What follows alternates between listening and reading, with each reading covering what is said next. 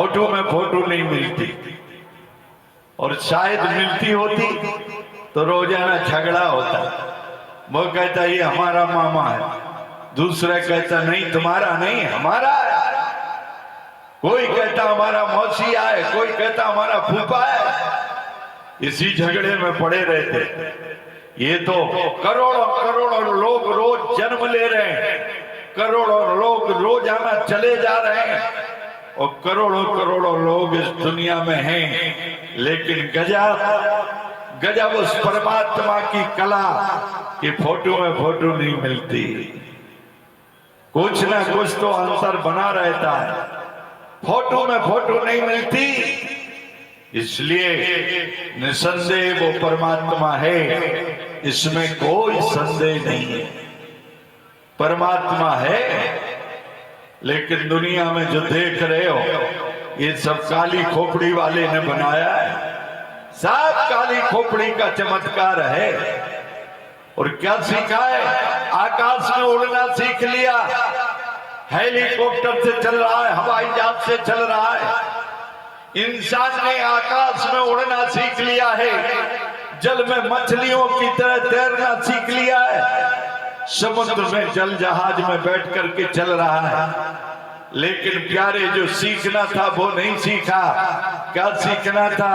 आकाश में उड़ना सीख लिया है और जल में मछलियों की तरह तैरना सीख लिया है, लेकिन धरती पर इंसान की तरह रहना नहीं सीखा है। वो राम कथा सिखाती है, राम कथा सिखाती है।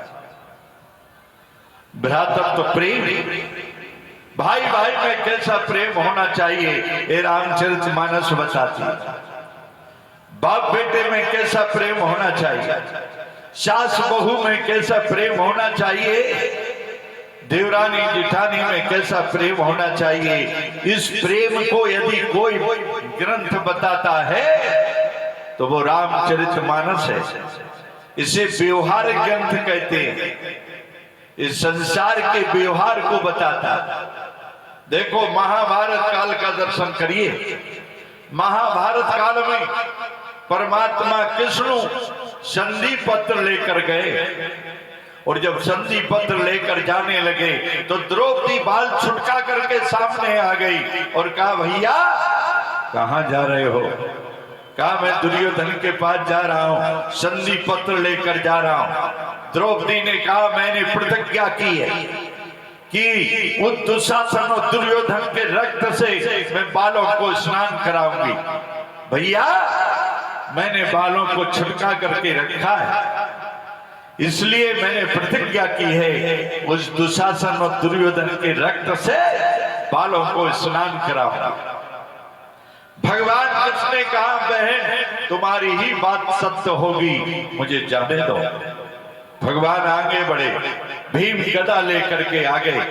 भीम ने कहा प्रभु मैंने प्रतिज्ञा की है दुशासन दुर्योधन के रक्त से द्रौपदी के बालों को स्नान कराऊंगा, और आप संधि पत्र लेकर के जा रहे हैं। कहा भीम तुम्हारी ही बात सत्य होगी, मुझे जाने दो। भगवान संधि पत्र लेकर गए, दुर्योधन के सामने रख दिया और प्रस्ताव रखा दुर्योधन केवल 5 गांव पांडवों को जीवन जीने के लिए।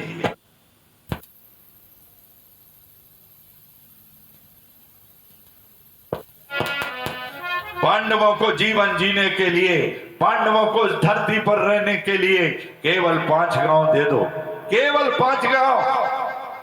वो दुर्योधन क्या कहता है? दुर्योधन कहता है एक वाले तो 5 गांव की बात करते हो, हम सुई की नोक के बराबर जमीन नहीं दूंगा। बोलो। भगवान ने दुर्योधन के 56 भोजनों का त्याग कर दिया और चले गए विदुरानी के यहाँ, विदुर जी के यहाँ। विचार करें, वो महाभारत काल का भाई है दुर्योधन, जो कहता मैं अपने भाइयों को सुई के नोक के बराबर जमीन नहीं दूंगा। लेकिन वो रामचरितमानस काल का भाई भरत है, जो कहता है कि मैं सुई की नोक के बराबर जमीन नहीं लूंगा।